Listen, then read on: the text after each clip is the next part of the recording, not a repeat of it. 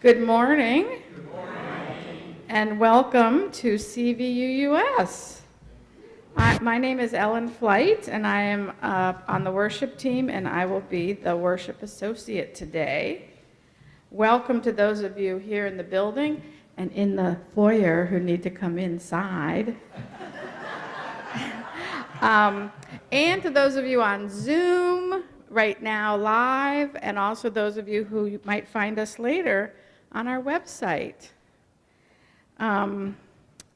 We recognize that CVUUS gathers on the unceded land of the Western Abenaki people. We respect their spiritual relationship to the land, and we hope to learn from them how we can live together in balance with this earth. Later this morning, you'll hear more about a gathering next weekend where we can learn more about and connect with our Abenaki neighbors at the Abenaki Heritage Festival here in Addison County. If you are visiting us today, we hope that you will sign our guest book and get a name tag. We have hearing assistant in the back with Margie and Mary. If you look on the back of your order of service, you will see a variety of information, including how you can communicate various kinds of information with us through a color-coded card system that we have out in the lobby. And this morning's service is led by Reverend Peter Newport. And you'll notice when I read his short bio that he is related to one of our interim ministers. So I'm going to read what he wrote because I found it quite charming and also thought, but it's in first person. So when I say I mean him. Or he means him. It starts with, I am 77 years old and a white, cisgendered, twice-married father of 5. 2 daughters and 3 stepsons who came along with my second wife, the Reverend Patricia Hart. I think she's on Zoom this morning. She's recovering from knee surgery and couldn't make it. They are all 40, more or less, and live in Massachusetts, New Jersey, New York, and Minnesota. There are 2 grandchildren. Before seminary, my professional life was spent in executive-level work in higher education administration. I have served a number of congregations over the years, full-time, part-time, called, and interim, including 9 years as co-minister with Reverend Hart. I hold a Bachelor's of Fine Arts in printmaking and photography, a Master of Divinity in parish ministry, and a certificate in hospice and hospital chaplaincy. I'm the first person in my birth family to have gone to college. 10 years ago, I had a tiny stroke, which really got me thinking about what I want to do when I grow up. Increasingly, I spend my time reading, writing, and making photographs and talking with nice people like you.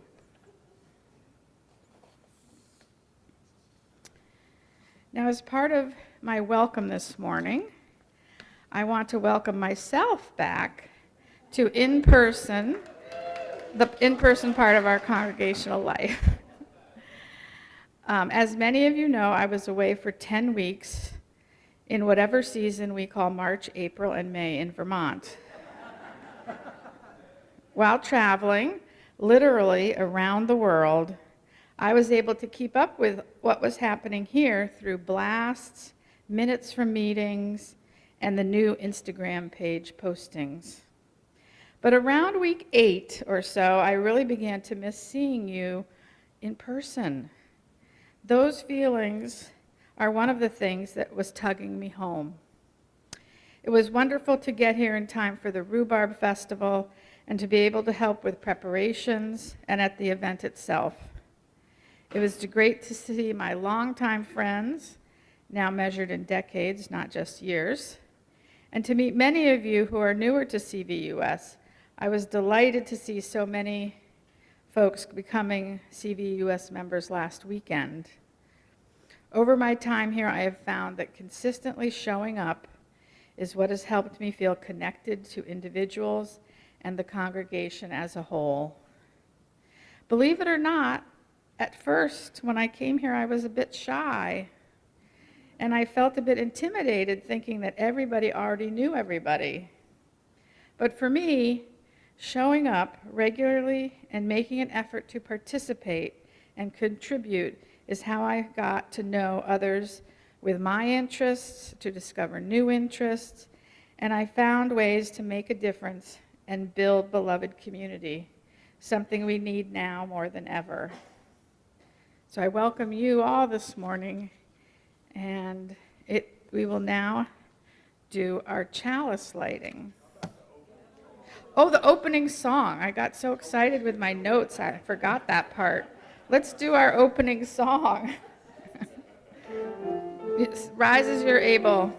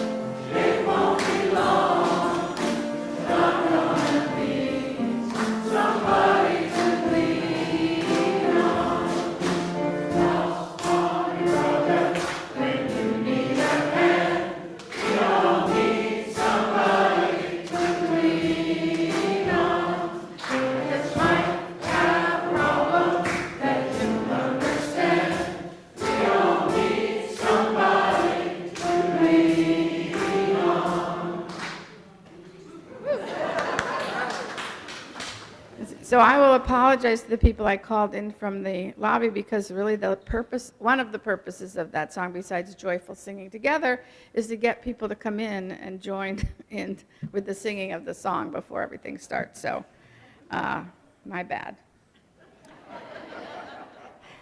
But you're good at singing, so that was great. Now, if you'll join me in the chalice lighting, Ann Webster's going to come to light our chalice. And this is a little bit different in that I'm going to read a couple lines, and then you're going to join in at Beacon of Freedom. And then I'll finish up with 2 lines, okay? So, you ready? Okay. We kindle our chalice flame this morning, awakening the fire of our ancestors in our hearts. Beacon of freedom, held out to light the way, light of reason illuminating the path, spark of courage igniting our spirits, aglow with hope for all we endeavor together. Holy flame of times past, brighten this present moment, that we may be the love that is our center and foundation both. For our Pathways connection this morning, I want to remind you. Yes. I'm a little out of practice.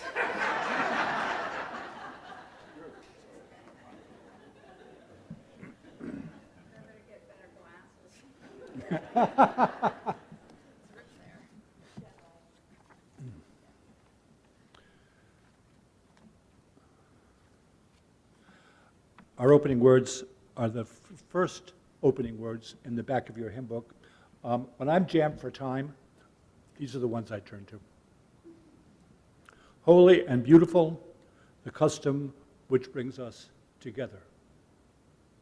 In the presence of the Most High, to face our ideals, to remember our loved ones in absence, to give thanks, to make confession, to offer forgiveness, to be enlightened and to be strengthened. Through the quiet hour of history breathed the worship of ages, the cathedral music of history.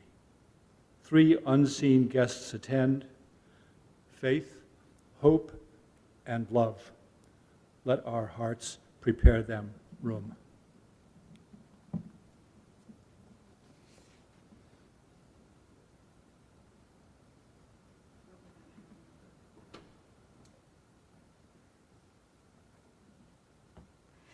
Now, since some of you are following very carefully, the the music part that comes after Pathways Connection, we're not doing that. So don't, we're all in sync. We do know that that's incorrect. But our Pathways Connection are quite important. And as you know, today, after the service, will be our annual meeting right here in the sanctuary at 11:30. You can go down and get snacks and a beverage to bring up here.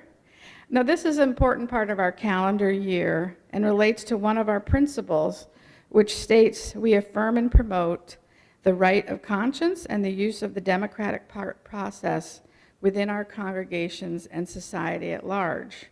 So your voice and your vote are important to our functioning as a congregation. To do the business of CVUUS, we need to have a quorum in order to properly hold our meeting this morning. So please stay for the meeting or make arrangements to stay if you haven't done so already, if you are a member. Do we know what number we need to have? We need 40 people. There's more than 40 of you here, so stay on.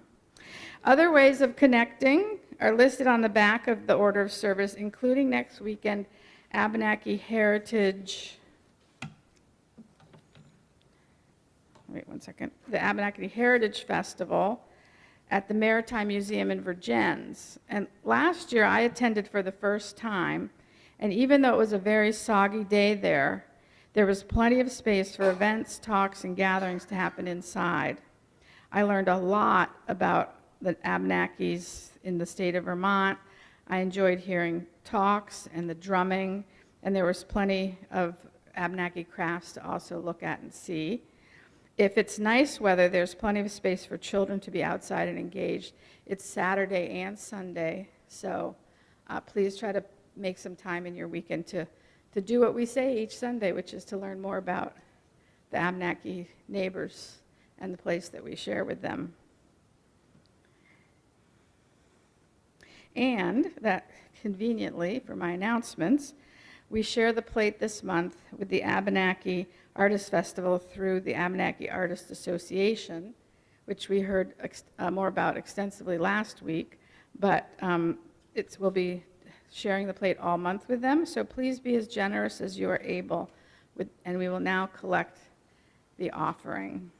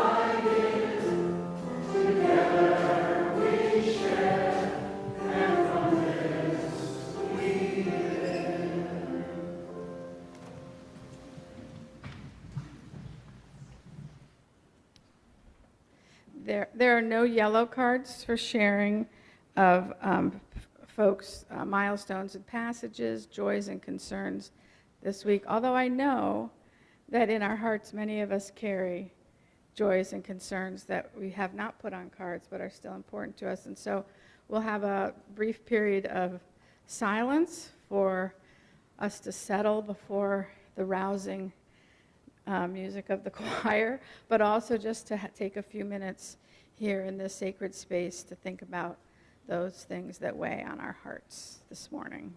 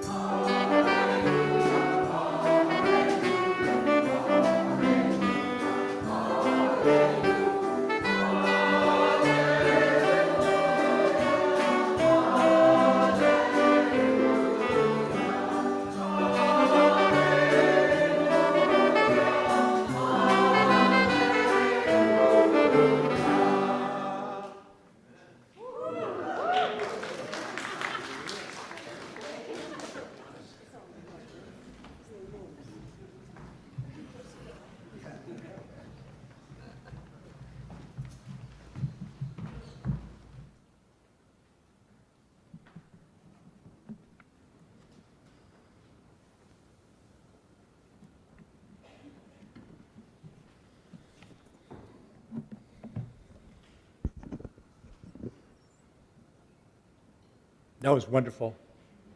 Thanks very much.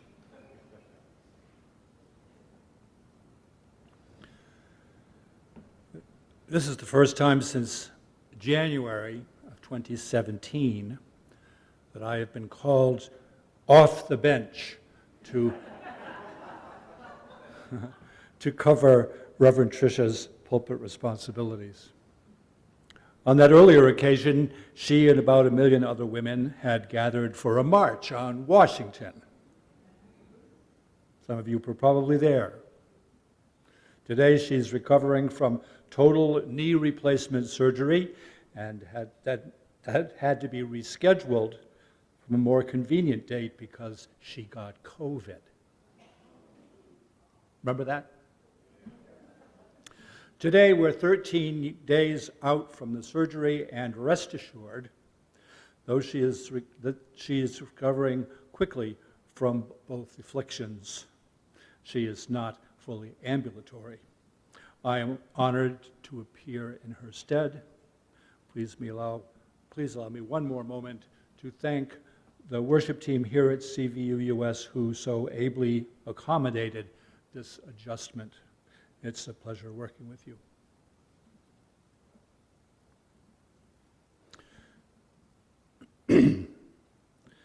Many of you will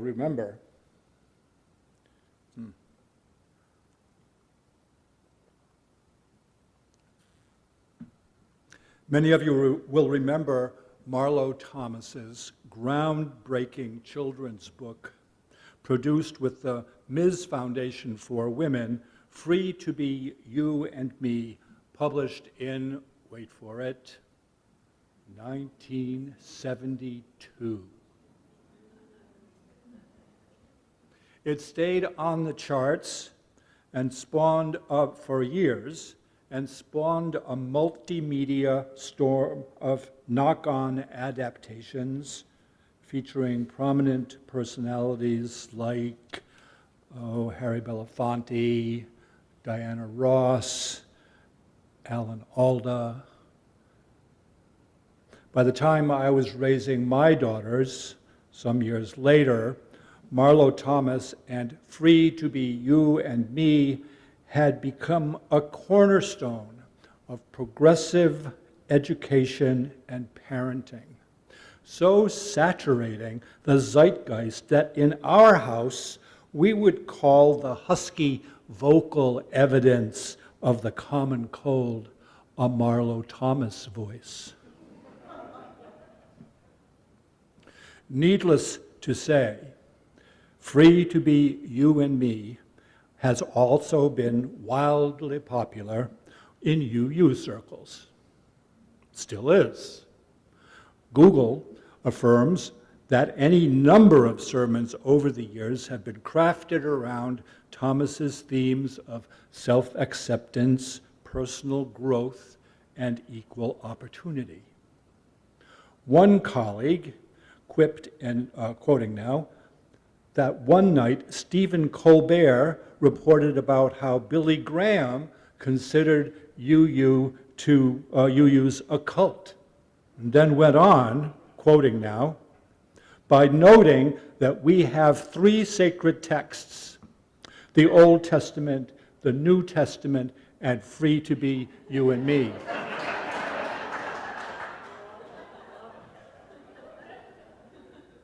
Regrettably, in the culture at large, Free to Be You and Me has often morphed into Free to Be Me, you do you. Nowadays, with Marlo Thomas's themes of self-acceptance, personal growth, and equal opportunity under such withering attack, it's hard to remember how much we have gained over the years in the area of women's rights, LGBT rights, anti-racism, eco-rights, and justice. The list goes on and on. Nevertheless, I think it might be time to rethink the idea, or rather the ideal, of freedom with a capital F before we get, sued or deported to Uzbekistan. Didn't get a laugh.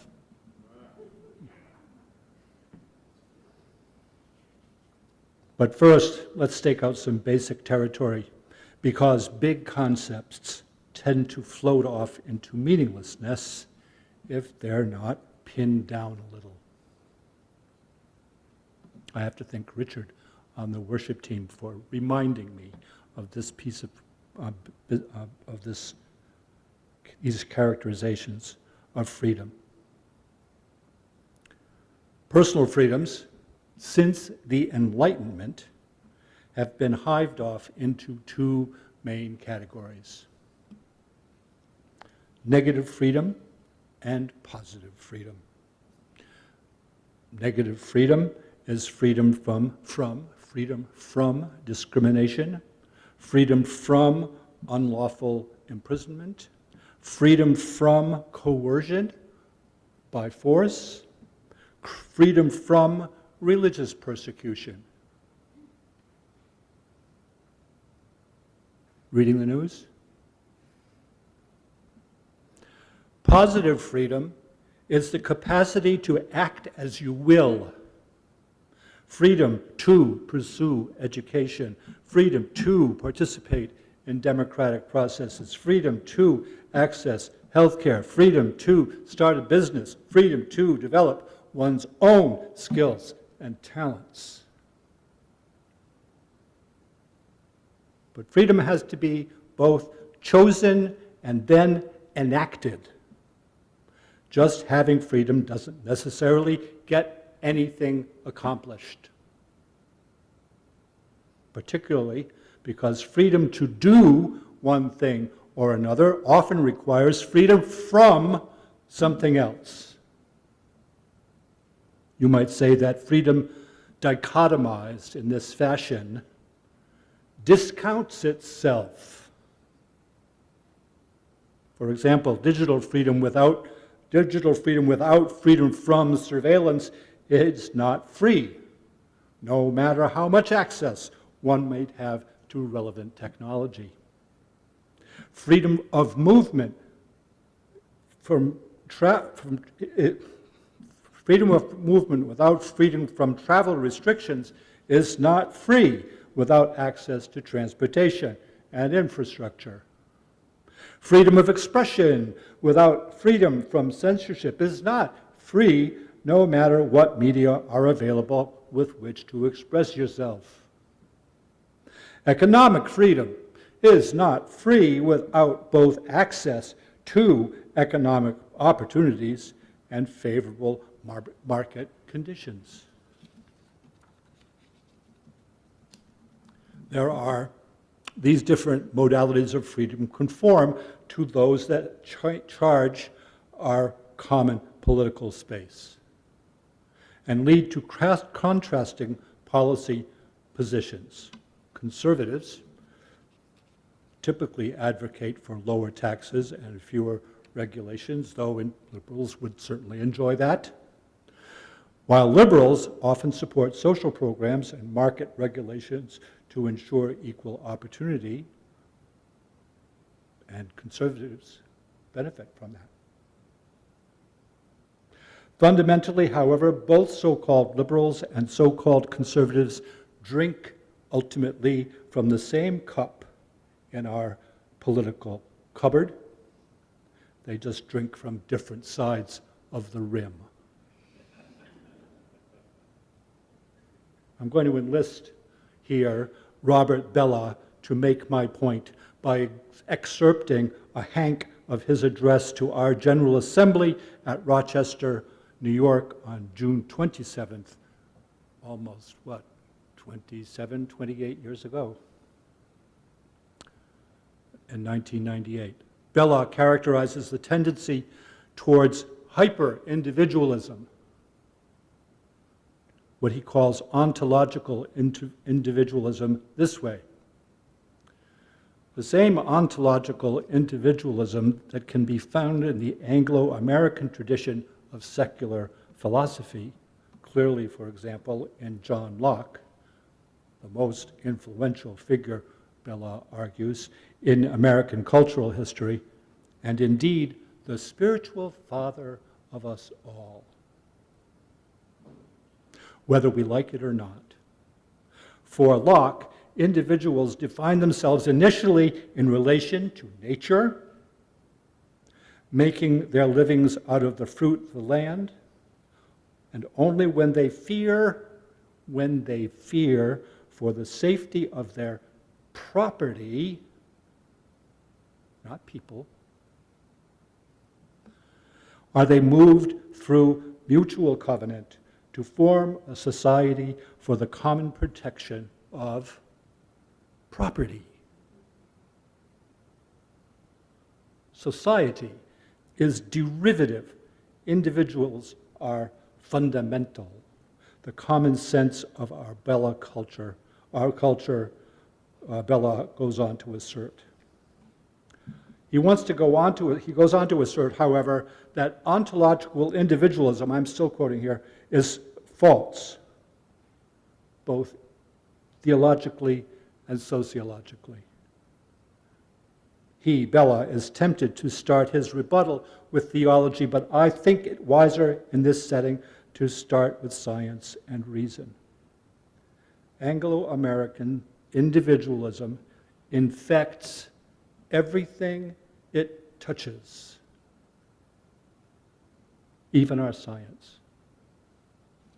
The notion that we are fundamentally self-interested maximizers, the secular side of our ontological individualism, has given rise to the movement known as sociobiology, which argues that the presence of generosity, even to the point of sacrifice, is documented for higher mammals, including not only our nearest primate relatives, but whales and dolphins as well.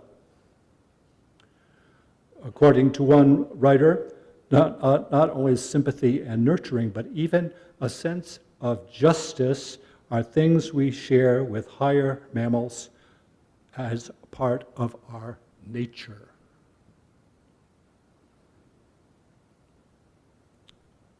If group life is based on a social contract, it is drawn up and signed not by individual parties, but by Mother Nature.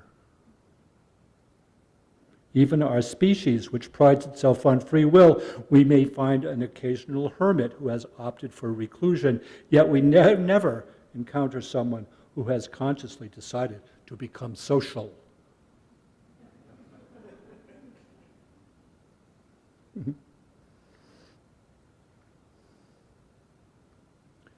In the Anglo-Saxon world, this comes as very good news.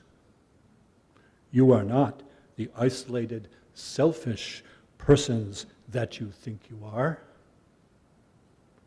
Know yourself, or perhaps even better, be what you want to see in the world.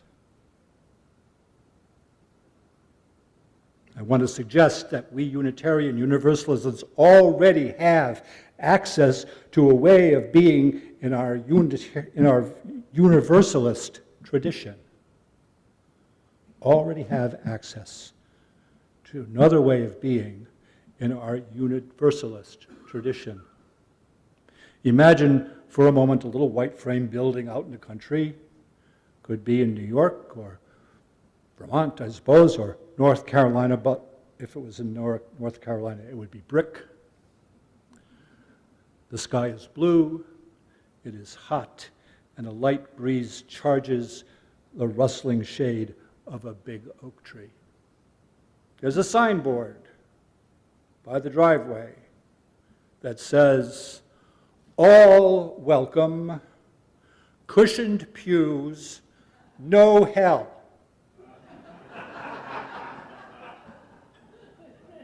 Where do you want to sign up?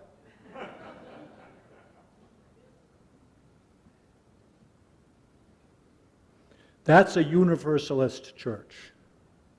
These are people who take their theology straight. They're serious about their religion and their creature comforts, and they know their own theology well. There's a Universalist church in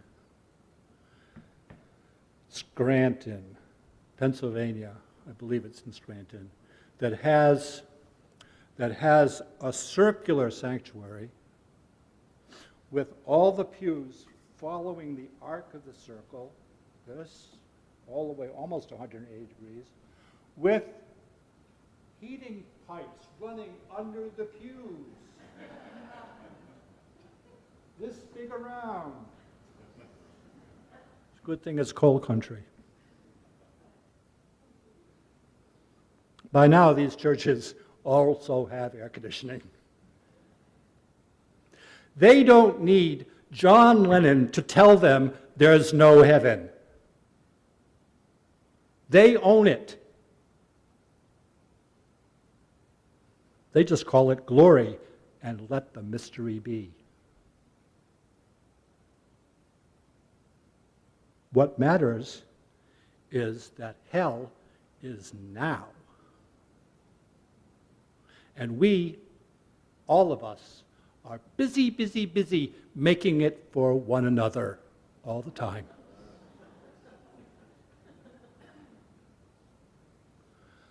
The hook is, the main point is that we can, as Universalism says, the main point is that we can choose not to. We can choose not to behave in that fashion.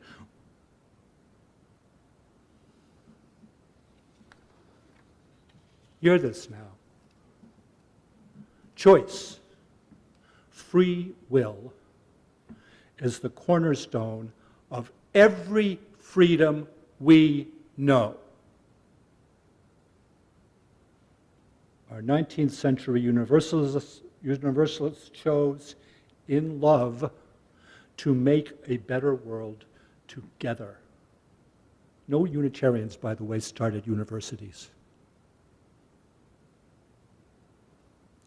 You can too. This is your annual meeting day. You can too. Our closing hymn this morning is Be That Guide. I think it's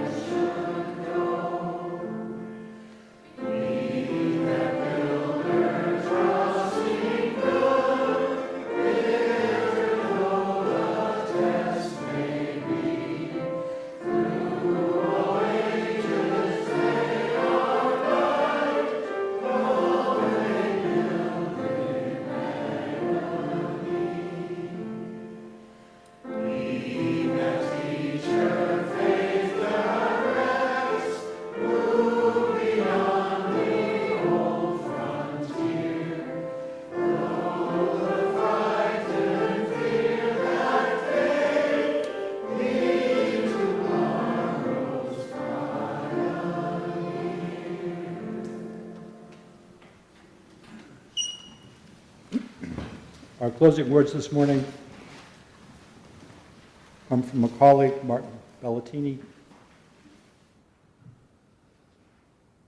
Go in peace, live simply, gently at home in yourselves. Act justly. Speak justly. Remember the depth of your own compassion. Forget not your power in the days of your powerlessness. Do not desire to be wealthier than your peers, and stint not your hand of charity. Practice forbearance. Speak the truth or speak not. Take care of yourselves as bodies, for you are a good gift. Crave peace for all people in the world, beginning but not ending with yourselves. And go as you go with the dream of that peace alive in your hearts. Let's say the words, please, of our chalice extinguishing.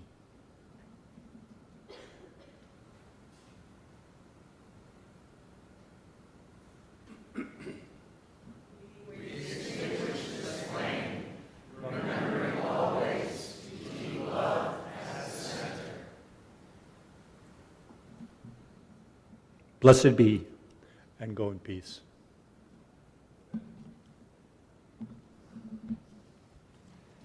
Go to meeting in peace.